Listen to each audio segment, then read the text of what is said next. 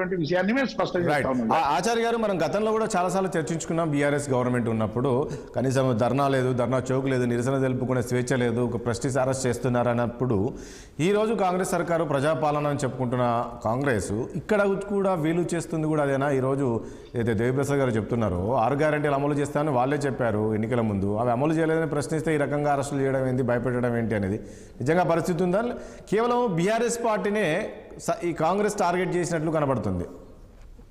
అట్లేం లేదండి. ఈ మధ్యన ప్రభుత్వము అసహనంతో అక్కడక్కడ సోషల్ మీడియాలో ఏ పార్టీలు పెట్టినా, యువకులు పెట్టినా, వాళ్ళ సమస్యల మీద పోలీసులు పట్టించుకోకుండా, లేకపోతే అక్కడ స్థానిక ఎమ్మెల్యే ఇన్వాల్వ్ అయ్యి వాళ్ళకు అన్యాయం జరిగింది అనే విషయాలు పెట్టినా కూడా వాళ్ళు ఎమ్మెల్యేల యొక్క మెప్పు పొందడానికే అక్కడ ఉన్నటువంటి ఎస్ఐలు, సిఐలు అయితే ఊడిగం చేసినట్టు ఎమ్మెల్యేకి చేయకపోతే ఇంకా ఊసిపోతాం రా ఆయన అనే విధంగా కేసులు పెట్టి వాళ్ళని పోలీస్ స్టేషన్ లో ఉదయం పిలుచుకొచ్చి సాయంత్రం దాకుండి మళ్ళా రేపు రాపో అని, అంటే ఇట్లాంటివి ఈ మధ్యలో అధికారులు చేస్తున్నారు, ఎమ్మెల్యేలు చేస్తున్నారు. ప్రభుత్వం కూడా కొంత అలవాటు అంటే స్టార్ట్ చేసింది. ఎందుకంటే గతంలో బీఆర్ఎస్ ప్రభుత్వము ఏదైతే ఈ నియంత్ర పోకడలు, నిర్బంధాలు, అరెస్టులు, అసలు మాట్లాడే స్వేచ్ఛ లేదు, ఈ ప్రభుత్వాన్ని వ్యతిరేకిస్తే కేసులు చేయడము, కోట్ల చుట్టు తిప్పడము, కొట్టడము, ఇక ఎన్ని చేయాలో అని చేసిరు కదా. ఇప్పుడు వాళ్ళు చేసిరు కదా. గతంలో కాంగ్రెస్ పార్టీ తెలంగాణ రాకముందుకు కాంగ్రెస్ పార్టీ ఎప్పుడు కూడా ఇట్లాంటి చేయలేదు. వాళ్ళు అట్లా చేస్తే తెలంగాణ ఉద్యమం ఇంకో రకంగా జరిగేది.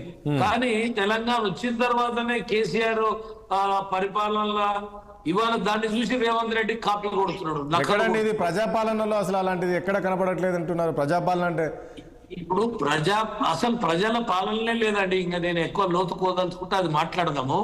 ప్రజల పాలన లేదు. రెండోది 6 గ్యారంటీలను మీద చేస్తున్నది కూడా కాదు. ఇది 6 గ్యారంటీలు అడుగుతున్నందుకు చేస్తున్నారు అనేది కూడా కాదు. ఇదేమో ఏం జరుగుతుంటది అంటే టిఆర్ఎస్ పార్టీ గతంలో అట్లా చేసింది. ఇప్పుడు అధికారులు వీళ్ళని మెప్పు పొందడానికే కొంత పోలీసు అధికారులు అక్కడ లోకల్ స్థానిక ఎమ్మెల్యేలు వాళ్ళు వీళ్ళు ఉన్న దగ్గర ఆ ప్రజల్ని పీడిస్తారు. అది జరుగుతుంటది.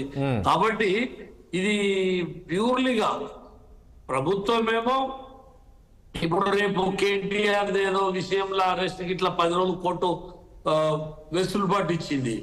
దాని తర్వాత ఇప్పుడు ఆచార్య గారు మీరు అంటున్నారు ఇప్పుడు వీళ్ళు కూడా ఇలా చేస్తున్నారు అంటున్నారు. మనం చూసాం కదా, జరుగుతున్న పరిణామాలు చూసాం. మొన్న ఈ రోజు ఎగ్జాంపుల్ కౌశిక్ రెడ్డిదే చూసుకుంటే అక్కడ జరిగిన కౌశిక్ రెడ్డిది కూడా దాన్ని పెద్దగా మనము ఆయనది ఎట్లున్నదంటే సోషల్ మీడియాలో కనపడడానికే కొన్ని హైప్ కార్యక్రమాలు ఏదో చేసి ఆ కేసీఆర్ దగ్గర ముప్పి పొందాలి, టిఆర్ఎస్ లో నేనే అగ్రెసివ్ ఉన్నా అనేటువంటి విధంగా ఆయన కొంతమందితో పోటీ పడుతున్నాడు. ఇప్పుడు ఆయన ఏదో చేసిండు, ఆయన గురించి కాదు.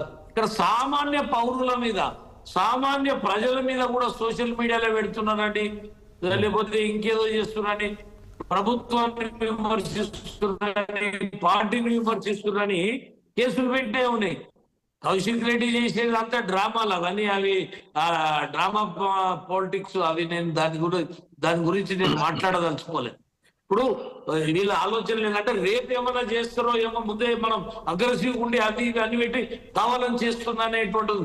రేపు మంచి విషయం మీద అరెస్ట్ జరిగింది అనుకో, అంటే మంచిదంటే ప్రజలకు, ప్రభుత్వానికి, ప్రజల సొమ్ముని, ప్రజల యొక్క ఆస్తులని కొల్లగొట్టినప్పుడు దాని మీద అరెస్ట్ చేసింది అనుకో, అప్పుడు ఇవన్నీ అడ్డం పెట్టుకొని కావాలని చేస్తున్నారని కప్పిపుచ్చుకునే ప్రయత్నం కూడా చేయొచ్చు.